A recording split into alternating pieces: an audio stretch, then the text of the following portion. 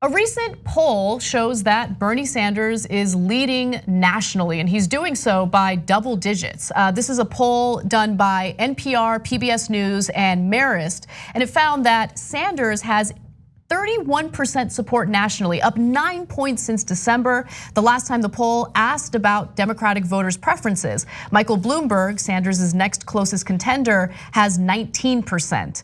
Now that's the depressing part. Now Bloomberg hasn't really done much campaigning. The only thing he's done is spent hundreds of millions of dollars in flooding the airwaves with all sorts of deceptive ads. And Bloomberg, a multimillionaire, has spent more than 300 million at this point, a lot more than 300 million of his own money on ads, and despite not competing in the first 4 states of the nominating process, he's vaulted now into second place nationally.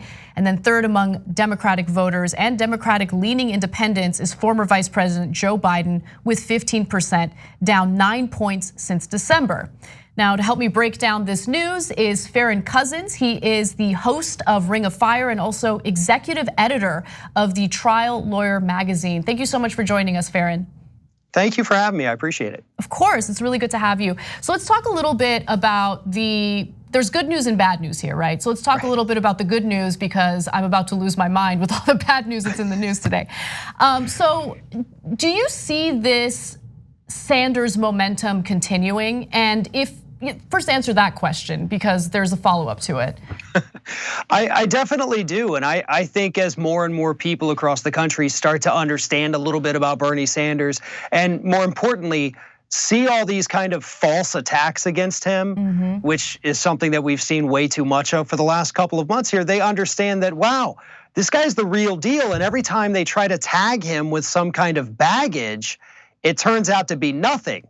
And I think you have a lot of people in this country, maybe they're not following things obviously as closely as you and I do and your audience does, but they're starting to wake up and understand this. Not just that, oh, he's surviving these attacks, but one, that the attacks are totally nonsense, but two, they like what he has to say.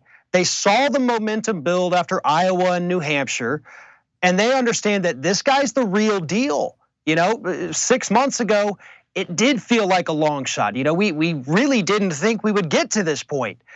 And everybody's starting to wake up to it and understand that this guy not only polls great against Donald Trump, but is now leading the pack. He's essentially won Iowa and New Hampshire. I know the delegate count is, trying to tell us otherwise, but he's really in this. And people understand that now, and they know that this is not some kind of fringe candidate. It's not a vanity candidate. This is a guy that can easily pull this thing off, and in my opinion, should pull this thing off. Yeah, you're absolutely right about the bad faith attacks, dishonest actors attacking him, and how it hasn't hurt him, it's only helped him in the polls. But are you concerned that there is a weakness that they might, latch onto in order to destroy his candidacy? Like, I look at him and I see the right candidate to serve my best interests and the best interests of the working class in this country. But are there any potential weaknesses or flaws that you're concerned about? Well, we did see a couple days ago, he said he wouldn't completely rule out any kind of preemptive strike against North Korea or Iran. That's a little concerning, but given his history, I also don't think that that's something that would really even come up if he were the president.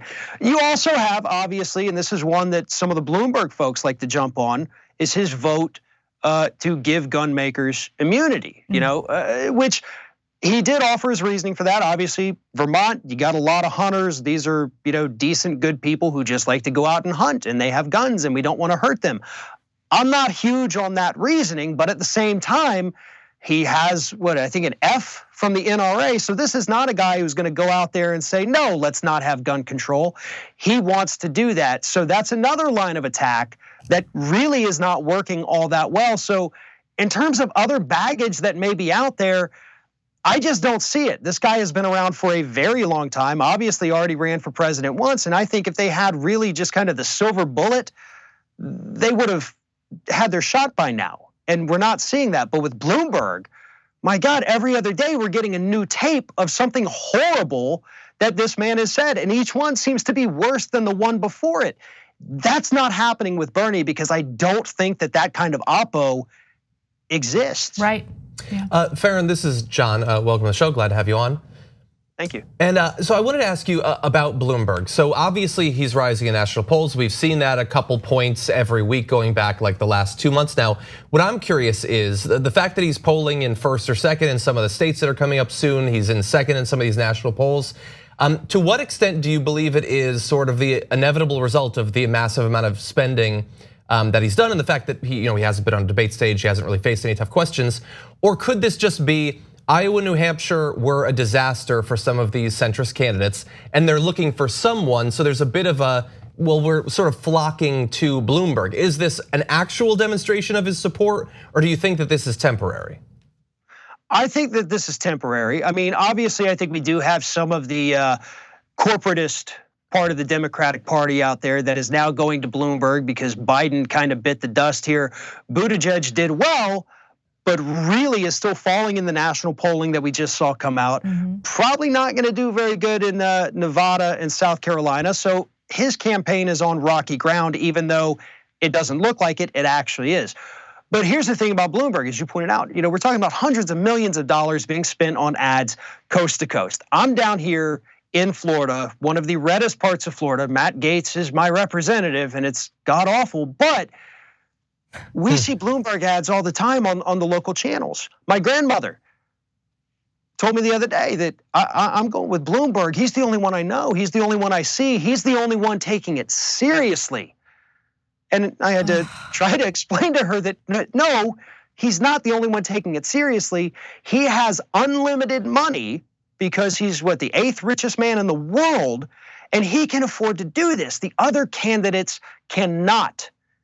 You're right. They have to focus state by state, but Bloomberg is all over the place. So I think most of it right now with his surge is due to name recognition and people like my dear sweet grandmother who are just a little misinformed because they, again, are not paying the kind of attention to this that some of the other folks do. So I think we're gonna see it wane. I think tomorrow night, he bought himself onto that debate stage. Yes. And that's gonna backfire for him. He's going to wish he hadn't done that. This is not going to be a let's be kind to Bloomberg night. The moderators might wanna think that, but I guarantee you everybody else on that stage already knows who they're gonna target their fire on, and it's going to be Mike Bloomberg.